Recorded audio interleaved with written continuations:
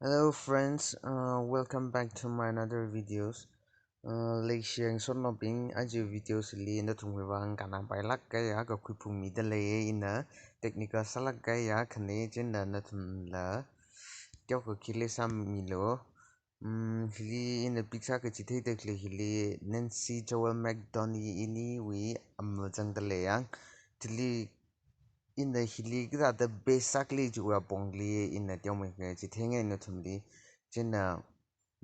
cái chị than là vợ thế sao là bay cái chị than là vợ mất thế răng sao chị chẳng sao là bay chỉ là thế cái bình là mất thế răng chỉ bình đi share sao mình lo mất thế răng chỉ bình là cái tiêu của advance sao mình là cái thà khi lấy sao mình ra cái chỗ là cái tiêu của improve sao sắc ngay sao mình sắc ngay chỉ vì bằng đi này là cái thà cái vợ edition bằng đi tiêu rồi xong rồi xong khuira really chua pong di teomeikha in the chithei video si mau phok chau rang le kan thum di ki chithei ka sa ke cái dịch than là subscribe nó sao rang chỉ chẳng sa ka và subscribe ka sa mi lo share là sa mi lo laga comments ka chang hi mam lai mi lo actually na thum na comments lang ka il ta da yu wang la ka tong le na thum wang la tong ko pai ni salak re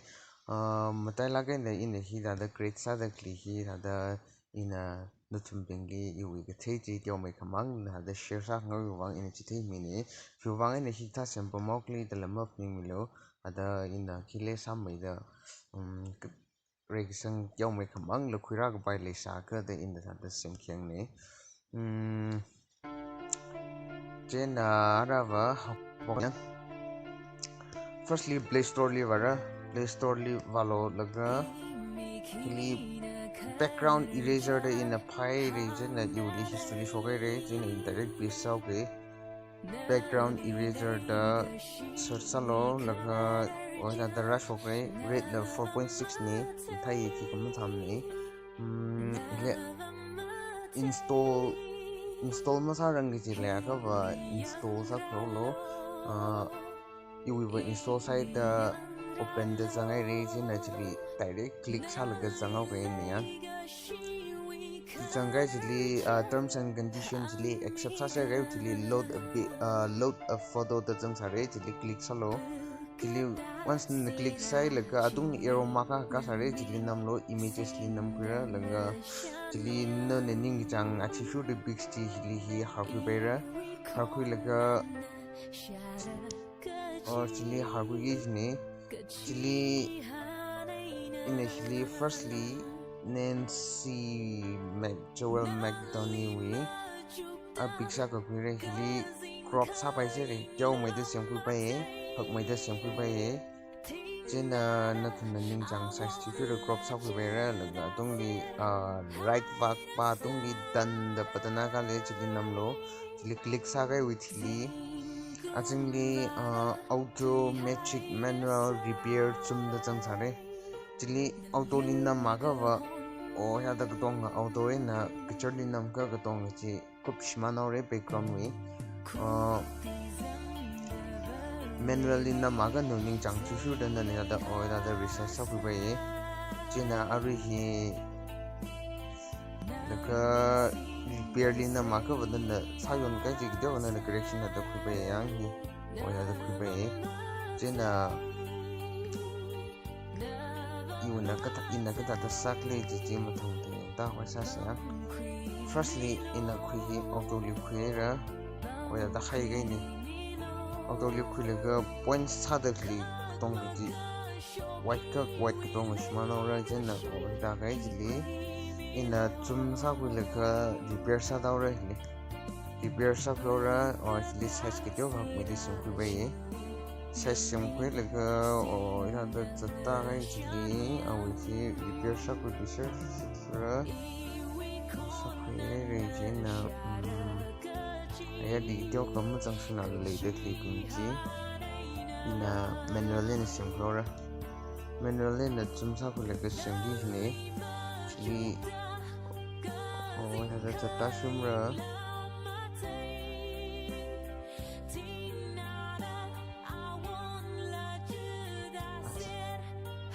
Atam mandra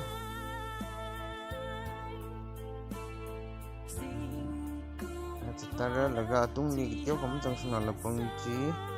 pin kityo mo je siam koi laga wala trezon khuira laga siam khuira chene hibak lai tyo ka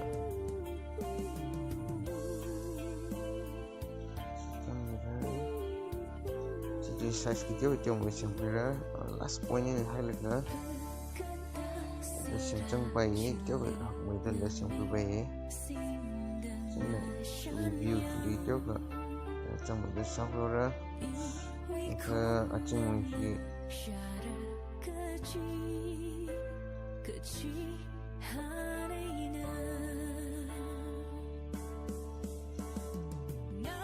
Flora di coba tweet lagi video coba sih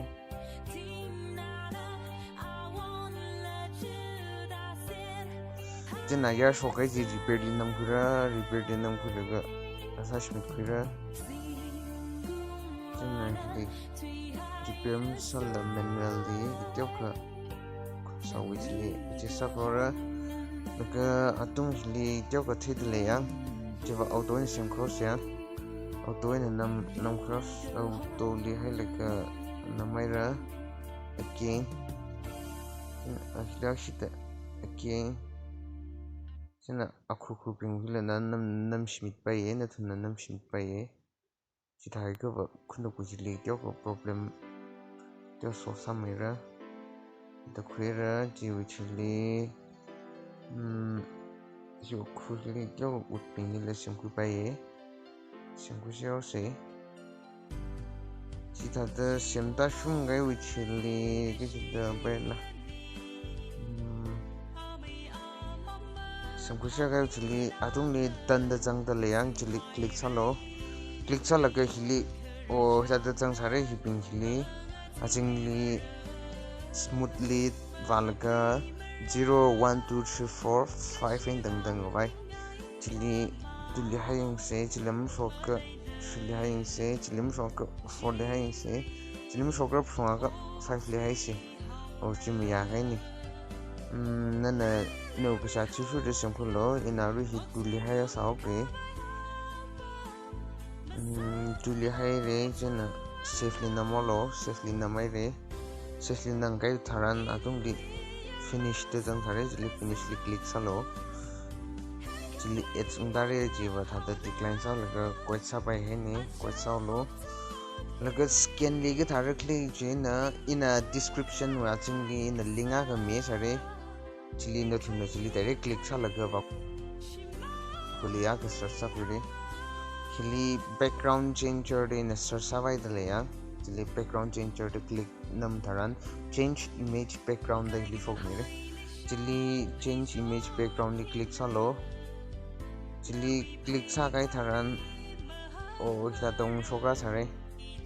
chili na upload image li namre chili upload image Jinam khuiga tharan ka jita nawi any picture ka click sa kulo chili iwa ka click sa ko ke chili tan namora tan nam gai wi thara chili uploading zangdalei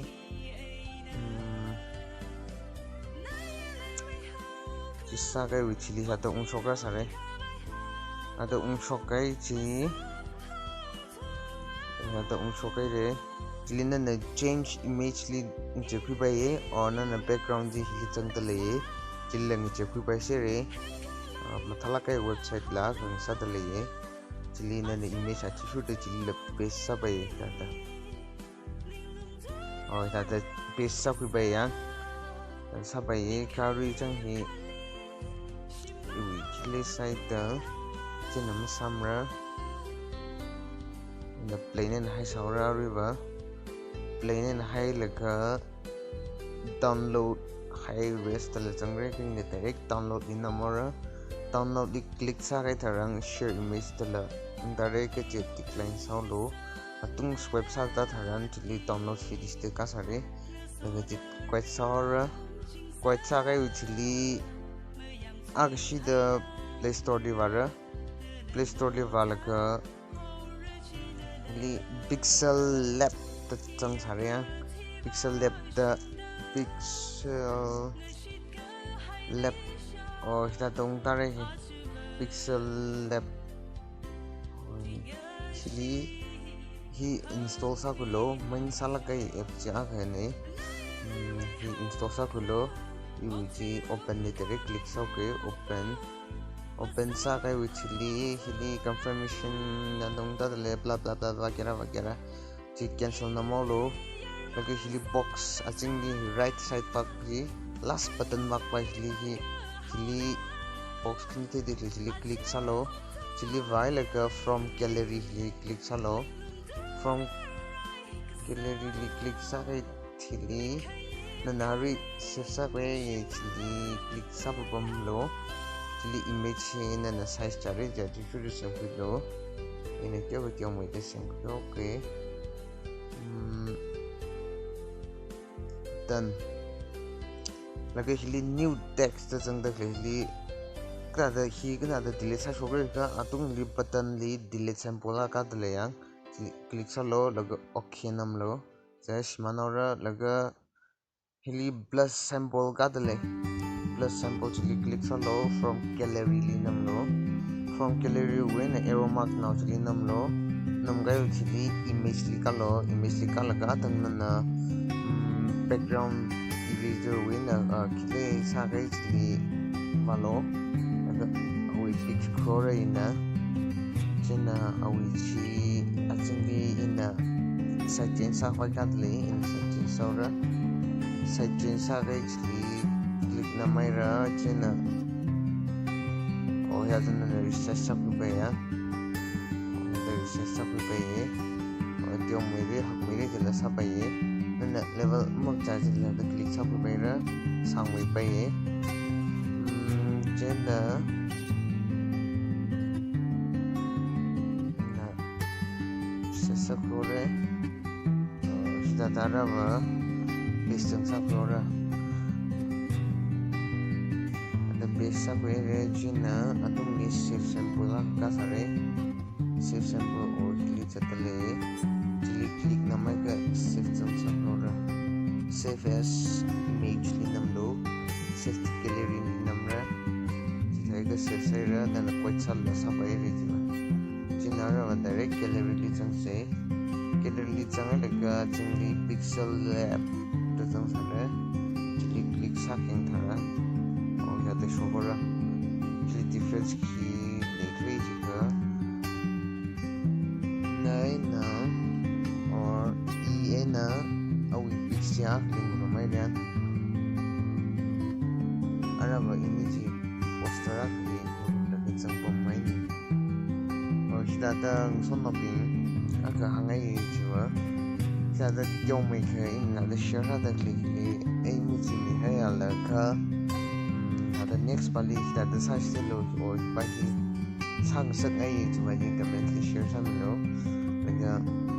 ina nathum attitude and response some ne laga ina nathum ada nathum advice sada le or request sada le ina muji thaklak le ina da video in so da upload some to shikaji ada ran dele or ran ping hele or ada sawa kawai ada nathum ora da click di na like subscribe when ada ina dong la ngai de le chin na ning shi na share sa milo like sa milo na subscribe sa mo like milo si hangai islagay de teng sa next video bali sumpong linaw say